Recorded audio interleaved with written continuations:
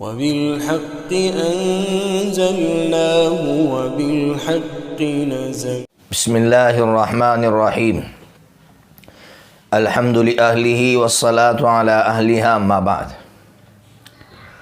آج بہت سے لوگ مرنے کے بعد بچوں سے پڑھنے کا انتظار کرتے ہیں کہ ہمارے بچے ہمارے لیے کچھ پڑھیں گے یا ہمارے رشتہ دار ہمارے لیے کچھ پڑھیں گے.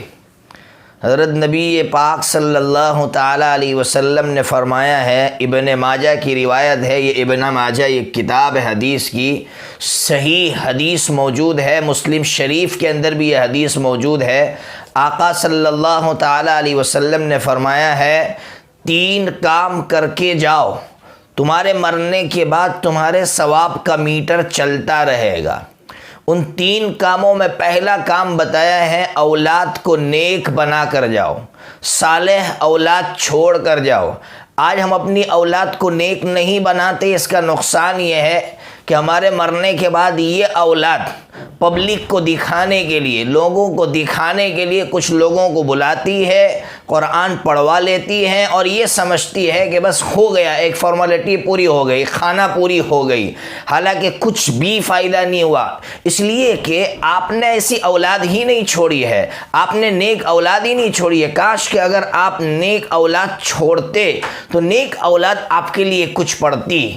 تو اب سمجھیے اس کو، اگر آپ نیک اولاد چھوڑ کر جا رہے ہیں تو ہماری شریعت یہ کہتی ہے کہ اولاد کو نیت کی بھی ضرورت نہیں ہے. بہت سے لوگ ہم کو پوچھتے ہیں کہ ہم پڑھنے کے بعد کیا نیت کریں اپنے باپ کو ثواب پہنچانے کے لیے، اپنی ماں کو ثواب پہنچانے کے لیے. بیٹا اگر کوئی عمل کرتا ہے تو نیت کی کوئی ضرورت نہیں ہے، ڈائریکٹلی ثواب ماں کو پہنچتا ہے. بیٹا کوئی عمل کرتا ہے، ڈائریکٹلی ثواب ابا کو پہنچتا ہے، اس لیے کہ باپ آپ پر محنت کر کے گیا، آپ کو نیک بنا کر گیا ہے. اس لیے اگر ہم چاہتے ہیں کہ مرنے کے بعد ہمارے لیے ثواب جاری رہے، چلتا رہے، تو اولاد کو نیک بنا کر جاؤ. ورنہ ایسی اولاد ہم نے دیکھی ہے کہ ماں کی قبر کو لات مارتی ہے اولاد. لوگ اس کو کہتے ہیں، پتہ ہے کہ نہیں یہ تمہارے ماں کی قبر ہے، تو کہتا ہے سوری مجھے نہیں معلوم تھا کہ یہ میری ماں کی قبر ہے، سوری مجھے معلوم نہیں تھا یہ میرے باپ کی قبر ہے. اور پھر کچھ مولویوں کو بلا کر قرآن پڑھوا کر یہ سمجھ لیتا ہے کہ میں نے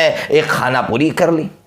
دوسرا کام حضور نے بتایا، کوئی علم چھوڑ کر جاؤ، کتاب لکھ کر جاؤ جس میں اچھی باتیں ہو، جس سے لوگ فائدہ اٹھائے، یا پھر اپنا یہ علم ٹرانسفر کرو پبلک کی طرف، انسانوں کی طرف، وہ عمل کرے، وہ اچھی زندگی گزارے.